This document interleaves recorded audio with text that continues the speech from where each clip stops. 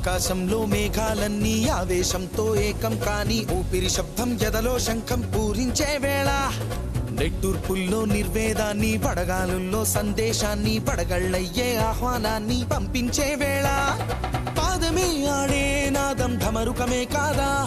ప్రాణమే చేసే గానం గంగకు గుడి కాదా గొంతులో దాహం దేహం దహించే వేళ నటరాజుగా రాజుని నేరుగా చూసిన నింగిక నేలకు నది కాదా